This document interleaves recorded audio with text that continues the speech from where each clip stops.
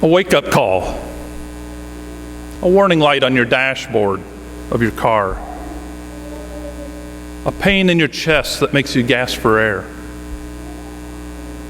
things that catch your attention. How about this somewhat strange story of the crafty steward in today's gospel? This story is all about sitting up and taking notice, about waking up from our spiritual slumber. I think most of us probably get pretty motivated if something in our car is not right, or physically we're not doing well, or if we're losing money. We get all over that. We call the mechanic or call the doctor and make an appointment for them to take care of it. But if our spiritual life is not in order, many times I think we just think it will take care of itself. So let's start with just a question this morning. What's the difference between a doctor and a priest? There's really no comparison, is it? One deals with matter of life and death.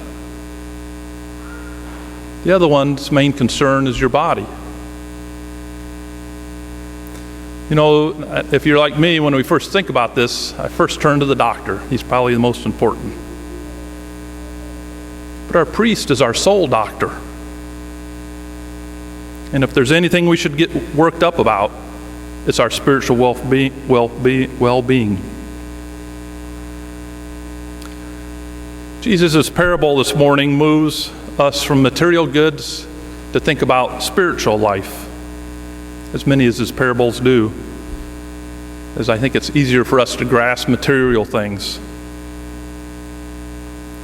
Today, the rich man who has a steward accused of doing wrong, and I think to no one's surprise, he fires him. So here's the wake-up call.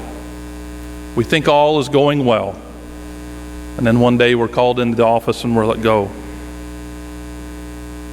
Let's take a look at how the steward assesses his situation. I'm not strong enough to dig, and I'm too embarrassed to beg.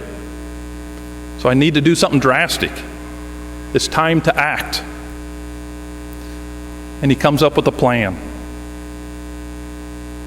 It's a plan that to you and I might seem pretty questionable. He's going to lower the debts of those who owe his master money. So at least that way he has friends that might be able to take care of him when he has no job. It represents a dire action.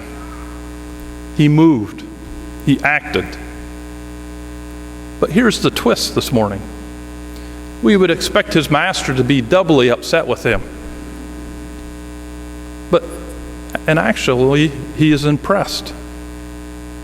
Jesus tells us the master commended that dishonest steward for acting prudently.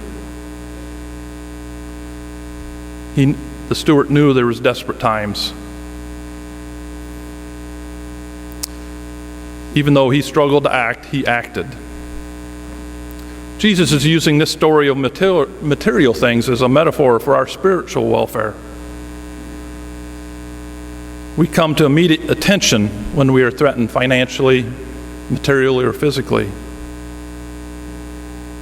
Are we convinced that a threat to our spiritual welfare is as great? And are we willing to act accordingly? No, I think it's, are we convinced a threat to our spiritual welfare is graver than a threat to our financial or physical health?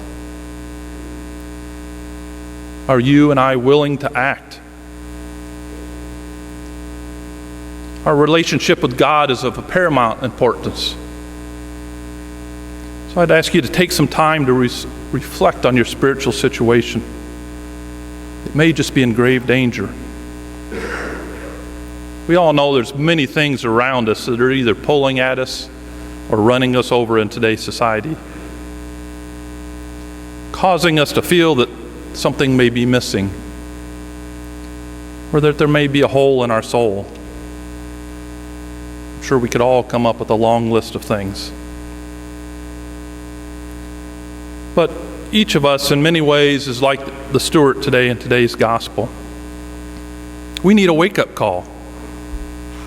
Our soul may be in danger. It's time to act.